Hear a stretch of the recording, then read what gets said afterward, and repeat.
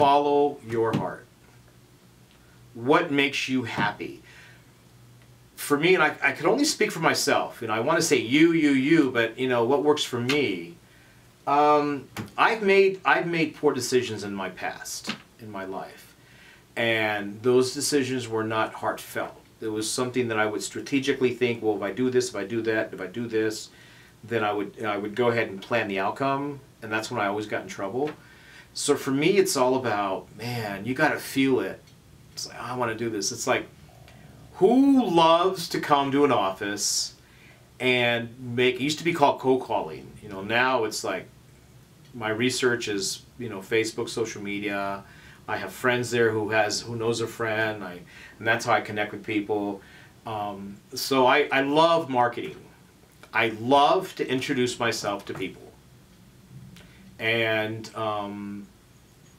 I don't believe in the pre-recorded messages that you receive. I hate those. It's like, that's the wrong. No, I think it pisses more people off. It just turns people away. But I think for me, I would like to hear another voice at the other end, and I think it's they feel the same way. So the success has to come from like passion, and you've got, for me, I have to be willing to do the footwork, because the business is not going to knock on my door, and I need to let them know and inform them that I'm around, this is what I do. And it just so happens in a month or two you may be looking for some quotes, and I'm here willing to go and provide you with the quotes and perhaps a treatment and introduce you to a director, and that's just my industry. Let's go back to my personal life.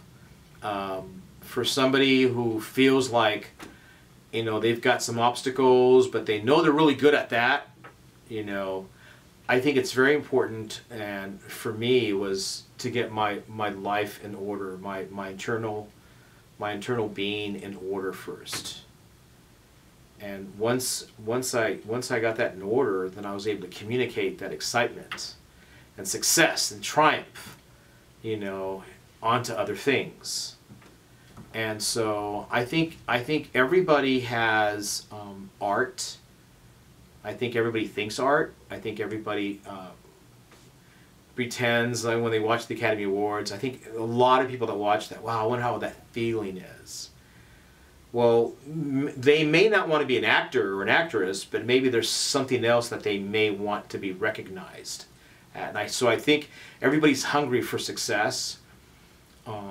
But again, it's like I needed to find the right job, and then the people, the company that I keep today, the people that I meet today is what also helps out with the process. I think it's important that, the company that I keep today, man, is like, whether it's my personal life or my business life, that's going to help me determine if I want to keep going or not, and because I've been there, done that, been to the bar scene, over and over and over again. I'm not saying there's something wrong with that, but there's a problem there if you're there all day, and you can't get nothing else done, And I know I keep bringing that back, but that's just, that is a huge part of who I am today, is that I am sober, and I'm excited about life, and I'm excited about my job. My Louie story is I was born in San Jose, California, from a family of total 12 of us. That's inclusive with the siblings, my siblings, brothers and sisters. And luckily for me, during my junior high school years, I believe it was my first or second year in junior high school, I discovered this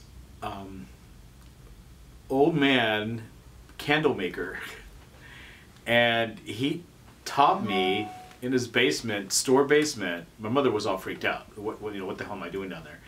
But I would bring home these candles every day, and he taught me how to become a candle maker. And then I wanted what he had. He had a little storefront business. I thought, man, I could do that. So I would make these candles, and I began to make the candles in my mother's basement afterwards, and I would start selling them around the neighborhood. I'll even charge tax. That was the first time I felt any excitement about entrepreneurship, you know. And then it was in high school when I, you know, wanted to make more money, and during the summer, and I discovered this French restaurant, and this little, it was called Swiss Family Affair, and I had no clue who was running it, but it happened to be this amazing chef who was one of the highest paid chefs in San Francisco during his heyday, and he had opened up his first restaurant called Swiss Family Affair in San Jose, and he actually introduced French cooking to the Silicon Valley. Then it just wasn't even called Silicon Valley as it is today. Now it's Silicon Valley. You don't even call San Jose. And I spent about 8 years with him, and he taught me how to become an amazing chef.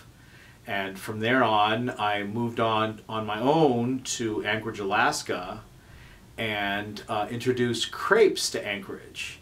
And, you know, did many demonstrations, participated in the local art festivals, you know, making my crepes. And then this little German lady, you know, approached me and she says, would you please serve your crepes in my little restaurant in my hotel?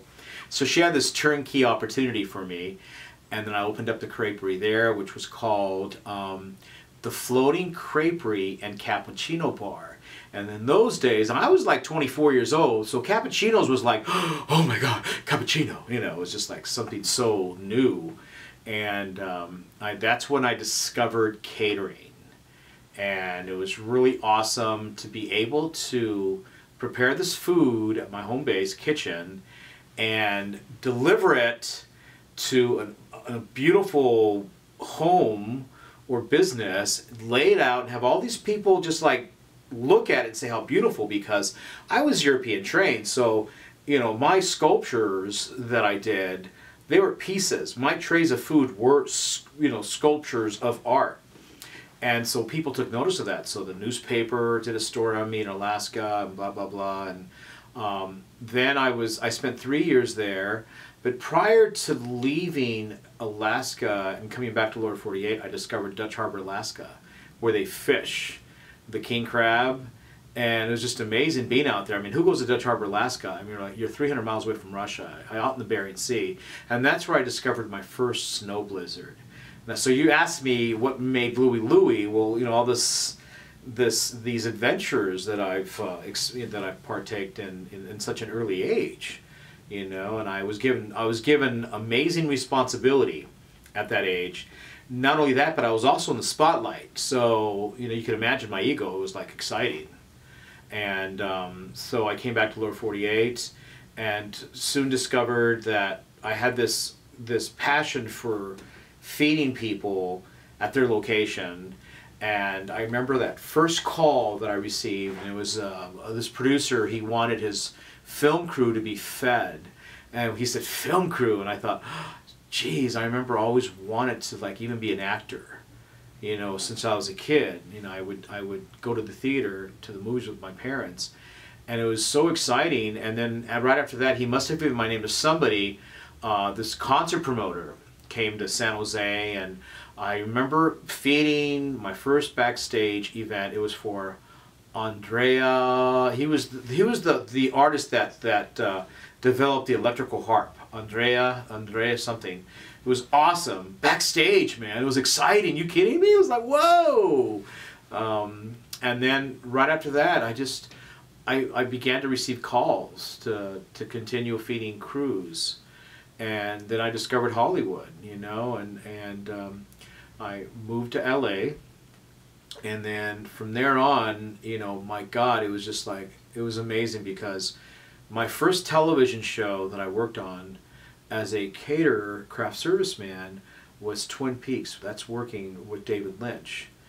And I had no clue. All I was doing was this. I was this trained chef preparing good food on movie sets, and I never stopped working. You know, it was like the money was coming in, but I just like, okay, I just wanted to cook. And I did that show. I did Tales from the Crypt. They called me, and a funny story is they had fired the caterer on Tales from the Crypt, and so every episode, a different director would direct the episode, and Arnold Schwarzenegger, he was directing the episode that I had came on like 2 days after, you know, he started. And I had set up this beautiful like craft service table. I mean, it was beautiful. It was just like flowers popping out of here and all this fruit, whole fruit. But the way I arranged everything, sliced fruit and just really fresh, you know, homemade dips. You know, you didn't see bags of potato chips on my tables. And then Arnold walks by my table and he's, you know, with this big cigar and he's like, wow, finally we got fruit on this set. And I, you know, because I'm gay, I thought, fuck, if he only knew. I didn't mean to cuss, but to me it was just funny. You know, I was just thinking that to myself, thinking, oh my God, if you only knew. It was funny at the time. And so from there on, I just, man, you know, if you know, compared to the television movies and the feature films, man, I really liked the TV projects because I was there, I stayed there. It was, you would always go to the set, same studio, there was just different set, and sometimes we'll have a location move. But then again, when I discovered the movies, the big movies, where you're like out there in La La Land for, you know, 3 months at a time, or even 5 months, like I did on Ace Ventura, you know, When Nature Calls. You know, I spent 5 months working with Jim Carrey. That was like exciting, you know. And my biggest year was actually, I was living in Richmond, Virginia at the time, and that move came from, I received this contract at the studios at Wilmington, North Carolina, and I had the catering contract for the commissaries, just very, very short and sweet. And that, I just fell in love with that area. And I met the film commissioner. She was an assistant. No, she was, yeah, I met the film commissioner of Richmond, who had a friend named Becky, who was location manager. And she says, move to Richmond. I said, okay. So I went to Richmond, and there was like, my God, that 1 year I remember working on the movie Hoffa in Pittsburgh. From there on, I left a crew there, and I drove from Hoffa to Mobile, Alabama to work on Under Siege.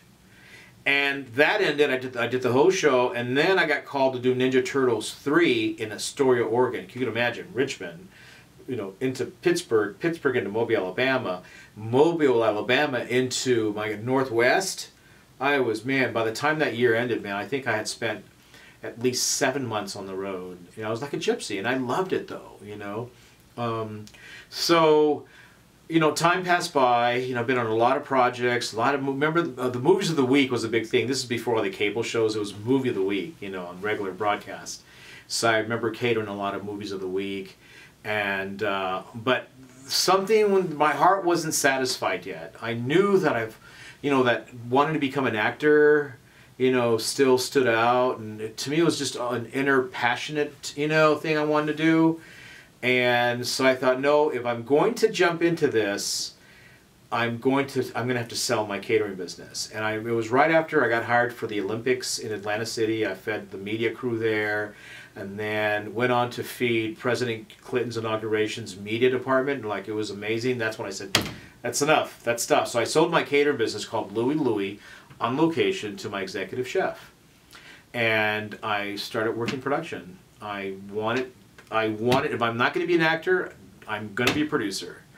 And of course it was very, very hard. I mean, I had some money to keep me afloat for a while, and but it was very, very hard to break into the production side, because everyone that's ever hired me, they hired me in hospitality, food service. And I was very surprised because I was quite competent, you know, in that division of the film industry of production. You know, they saw me as this creative, and I called myself creative genius because I went the extra mile. You know, I would always receive compliments, but it was very, very rough. It was tough to break into production, you know, and I guess it was just my tenacity. You know, I just kept hitting the streets, calling people, and sooner or later I got called by a company that says, hey, we'll give you a shot, and of course, you know, the rest is history. You know, I learn, make mistakes, learn, don't make the same mistakes again, and but everything changes in production. The formula is the same, but the jobs are different. The cameras change, but the formula is the same. Maybe now we have, you know, a different crew member, where before it was just like a loader. Now it's like either a DIT or media manager, you know, in a job. But I've learned a lot. It's because this is what I was set out to do. Now I get to hire caterers. And on all my projects, there's good food. There's good food. So I guess that's how I I worked from, from A to Z, man. I've been doing this now for about 20 years, producing now for about 12, 10 to 12 years. And now we're ready to launch a new production company and production service entity, and I'm excited, And of course my film, I get to produce independent films. And I never thought I would ever wear the director's hat. But, this industry, it's all about passion and taking risk. If we don't take the risk, I'm personally speaking to, myself here, if I don't take the risk, I'm going to kick myself in the ass 5 years later and say, come on, I could have done that. Do you have any, is there anything you would do differently if you could? Yes. I would have, I gained a lot of weight, within the last 15 years. And what I would have done is I would have kept working out like I used to when I was in high school all the way up to graduation. So this is like the weight has slowed me down. But I honestly say that because now, thank God I've got plenty of self-esteem. And remember, it goes back to I don't take things personally. But you'll be amazed in this industry. It's all about, man, the better you look, the more you get hired. Because I'm totally convinced some people don't want to hire heavyset people, and it just makes them feel very uncomfortable. So my chubby chase me is going to be in their face, big time. And that's just the way to. I mean, that's I would have done that. Now I've already lost 50 pounds, grant you. And I'm going to continue to lose weight because when I'm thin, I'm hot. We all know that. I'm a hot tamale when I'm thin. But no, in all seriousness, yeah, I think my health, I would have paid a little bit more attention to my health. Absolutely. For me, my success is based on any obstacles and hurdles that I needed to face in life. And one of the things that I noticed from everybody, we all have our issues, disappointments, the obstacles, because we're set out to do this, right? We want to do this. I know, speaking for myself, I want to be successful. However, in life, I would have to say my success is, man, being true to myself. I had a drug problem. I had an alcoholic problem. And now when I think of the both alcohol and drugs, we'll just say I call it a drug problem because alcohol is a drug. That's the way I consider it. And I'm very open about that because on every film that I've ever worked on, the majority of all my projects, no one has ever seen me drunk. And those, when I spent 3 to 4 months on a project with somebody, they're going to get to know me, and they're going to ask me questions. How come I never seen you high? I've never seen you drunk at our parties, and when I connect with somebody, I'm very honest about my recovery, and when I say the word recovery, to me that equals success. I wouldn't have my success today without my recovery, so I'm very open about it. Now, is that one of the first things I tell someone that's going to hire me? No, because not everybody will understand. You just don't tell people, "Hi, my name is Louie. I'm a producer. I want to produce for you. And by the way, I'm an alcoholic." Oh wait, excuse me. I'm a recovered alcoholic. He's still recovered alcoholic. Doesn't make sense. But luckily for me, I needed to do something, and I hit a bottom, and I went to treatment. I discovered the all famous 12-step programs. It's almost a fad now to belong in the 12-step program, so I feel like I'm kind of cool. The rest is history, man. I'm a big believer that if I'm going to achieve success in my life and continue that success, it's not going anywhere. So I believe in giving it away. I believe in paid interns. I believe that if someone truly has the desire to work in this industry and they have a desire for a certain position, and if as a production PA they want to be a production manager, or producer, it's like, well, why not? Why not show them? And the fear that I hear from a lot of people is, well, yeah, they'll get really good, then they'll take my jobs away. I never understood that. You know, I'm already making a living. I'm working. You know, I have my clients. I have loyal clients, and so it's just I guess it's my internal belief system. You know, I'm not going to worry about something. You know, I have faith. I believe in, you know, sharing what's been so given freely to me.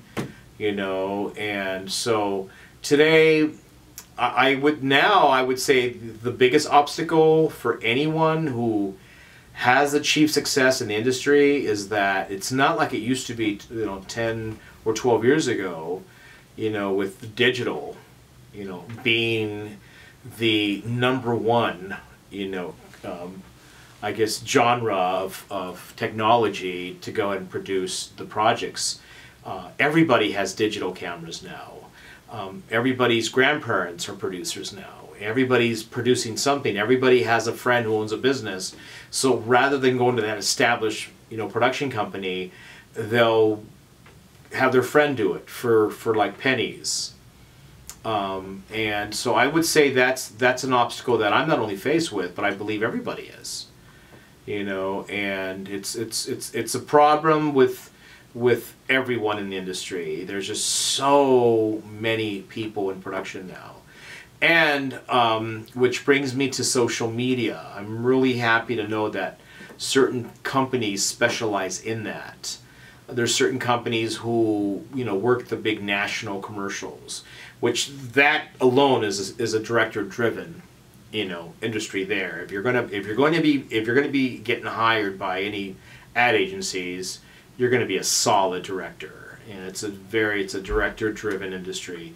And then you have the companies that have not retained an advertising agency, so they have an internal marketing department, and they're pretty good about, they just, you know, they want to choose that production company that understands the mission of a project, their direction, and so they're willing to take on people who have talent. Again, talent to me is all about the passion. You know, I've spoken to a lot of people who are not even in the industry, who want to get in the industry, and they think it's all glamorous, and they think about the money. Yeah, I want to do this, I want to make a lot of money.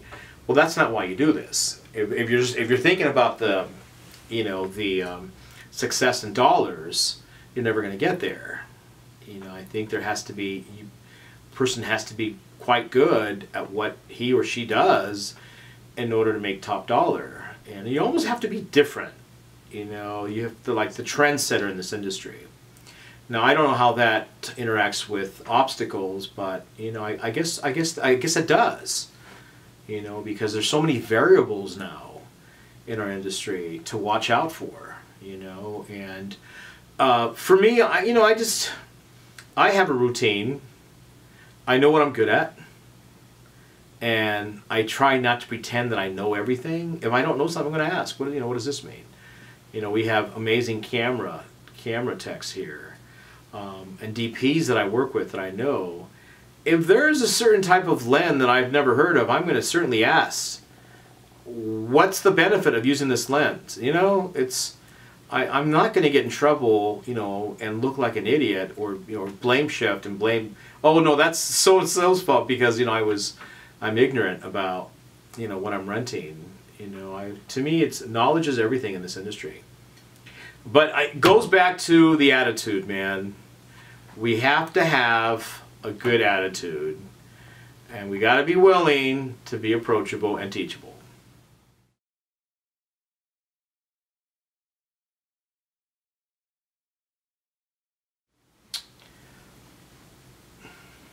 Keep it simple, stupid. Just keep it simple. And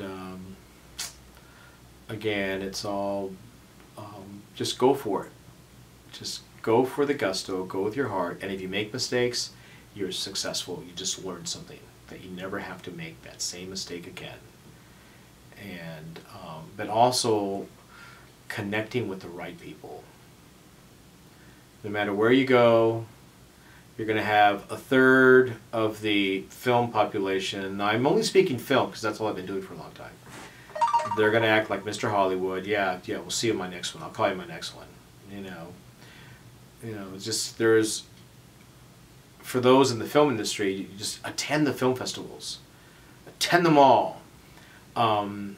Become of service. That's how you get to know people. Become of service at these film festivals. You may be driving, picking up, a celebrity from the airport or assisting them. It's all about who you get to meet, and there's an amazing group of people out there in every city that works in this industry.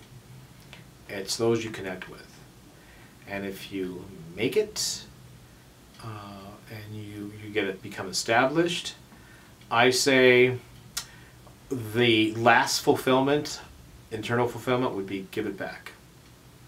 Bring somebody else on board.